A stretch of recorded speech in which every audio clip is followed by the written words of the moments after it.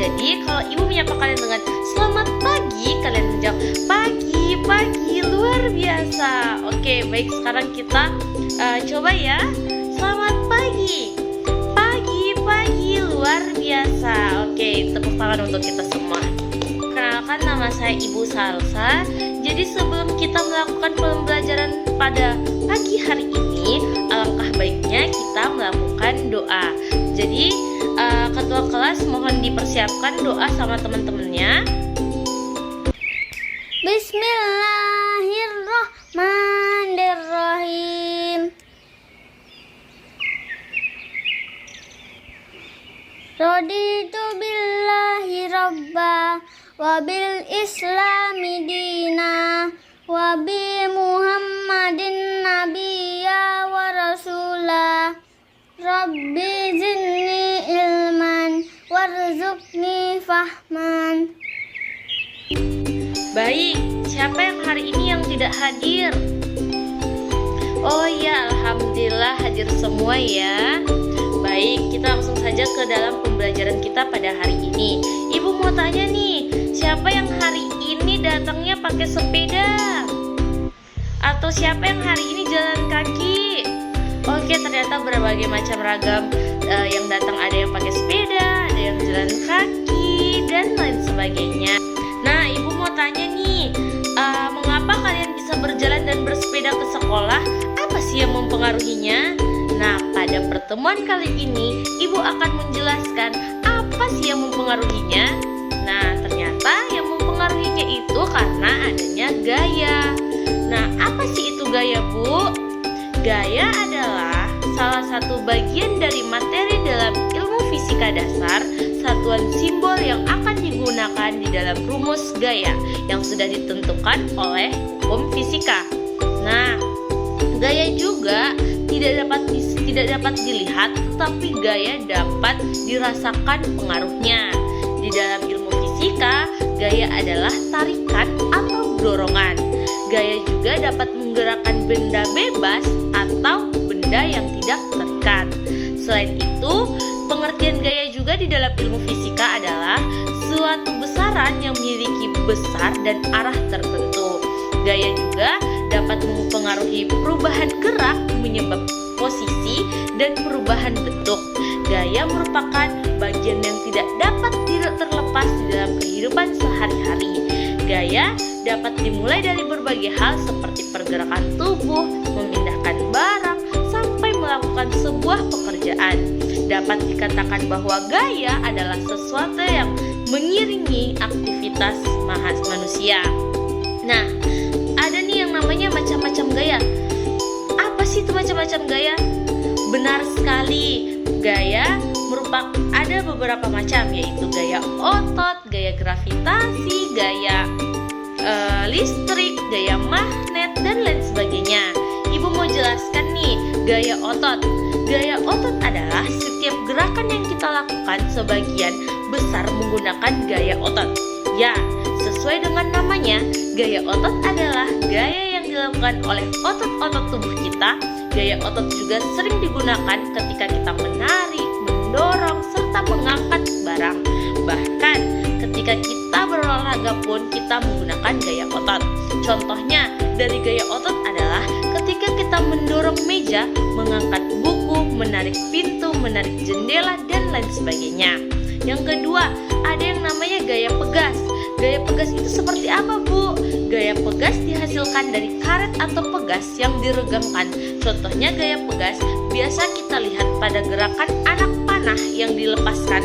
Ketika kita memanah, karet yang ditarik akan menghasilkan gaya pegas dan membuat anak panah terlontar.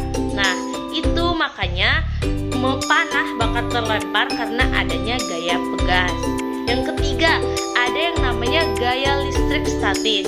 Kekuatan yang dimiliki pada benda bermuatan listrik untuk menarik benda di sekitarnya disebut sebagai gaya listrik. Nah, untuk membuktikan gaya ini gimana, Bu?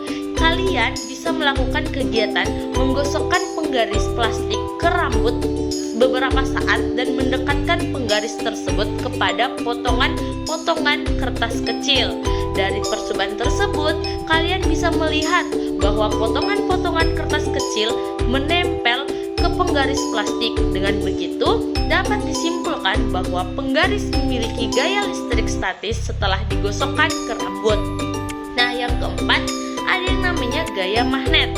Gaya magnet merupakan gaya yang dihasilkan oleh magnet. Benda yang mengandung gaya magnetnya bisa menarik benda berbahan besi atau baja, sementara benda yang berbahan plastik atau kertas tidak akan bisa menempel pada benda yang magnet atau gaya magnet. Yang kelima, ada yang namanya gaya gravitasi. Gaya gravitasi merupakan gaya bumi yang menarik benda ke bawah. Gaya inilah yang menyebabkan semua benda di bumi akan selalu jatuh ke bawah. Untuk membuktikan gaya gravitasi, kalian bisa mencoba melemparkan pensil ke atas dan kalian akan melihat pensil itu jatuh ke bawah. Nah, itulah yang dinamakan gaya gravitasi.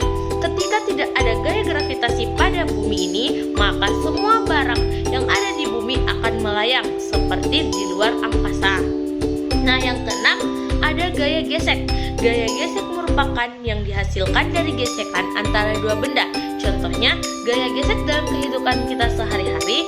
Ketika kita berjalan, gesekan yang terjadi antara telapak kaki dan lantai membuat kita bisa berjalan dengan lancar tanpa terjatuh. Oke, yang ke bagian kedua, ada yang tahu nggak apa itu sifat-sifat gaya? Ada yang tahu? Ya, benar sekali. Sifat-sifat gaya itu ada beberapa. Yang pertama, gaya dapat mengubah bentuk benda. Nah, apa sih Bu maksudnya dari gaya dapat mengubah bentuk benda itu? Nah, gaya dapat mengubah bentuk benda itu sifat gaya yang paling utama. Gaya dapat mengubah bentuk benda atau sebuah objek tertentu. Contohnya seperti pada tanah liat. Melalui gaya, tanah liat bisa dijadikan sebuah bentuk. Itu adalah contoh sifat gaya dalam mengubah bentuk benda. Yang kedua, ada sifat gaya yang dapat mengubah arah benda. Tidak hanya bentuk benda, gaya juga dapat mengubah arah benda. Gaya dapat mengubah arah benda yang bergerak. Benda yang bergerak dapat merubah ke arah lain melalui gaya. Contohnya, seperti kalian kalau bermain sepak bola, nah menendang ke arah bola kiper dapat mengubah kembali ke arah bola tersebut melalui gaya tendangan. Kiper dapat membuat bola menjauh dari gawang dan dirinya. Nah, itulah yang disebut namanya gaya dapat mengubah arah benda. Yang ketiga, ada yang namanya gaya dapat mengubah benda yang menjadi bergerak. Nah, bagaimana itu Ibu?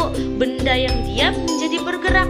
Nah, sifat gaya yang itu dapat mengubah benda menjadi bergerak. Contohnya seperti benda-benda yang di sekitar kita, seperti meja yang diam kita tarik bisa menjadi benda yang bergerak, yaitu melalui gaya tarikan atau gaya dorongan.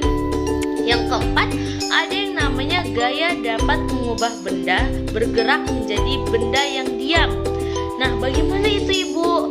Sifat gaya yang ini sebaliknya dari sifat gaya yang dapat mengubah benda yang diam menjadi gerak. Nah, contohnya seperti permainan baseball. Ketika seseorang menangkap bola, maka bola yang semula bergerak menjadi diam. Dan inilah salah satu contoh sifat gaya dapat mengubah benda yang bergerak menjadi benda yang diam. Nah, sekarang setelah Ibu menjelaskan, Ibu harapkan membuat satu kelompok 4 orang dan membuat kelompok 4 kelompok dan mengerjakan LKPD yang Ibu sudah berikan. Nah, setelah kalian mengerjakan LKPD yang Ibu berikan tadi, setiap kelompok melakukan presentasi ke depan. Alhamdulillah, bagus semua ya pengerjaan LKPD kalian. Ibu beri aplaus. Nah, Ibu mau tanya nih, kalian masih ingat tidak apa sih itu gaya anak-anak? Iya, benar sekali. Gaya merupakan salah satu bagian dari materi ilmu fisika dasar, satuan simbol yang akan digunakan digunakan di dalam rumus gaya yang sudah ditentukan oleh hukum fisika. Jadi, gaya itu tidak bisa dilihat, tetapi gaya bisa dirasakan pengaruhnya. Dan gaya juga sangat bermanfaat untuk kehidupan sehari-hari. Baik, Ibu mau tanya nih, kalian apa sih yang kalian rasakan setelah kalian melakukan kerja kelompok?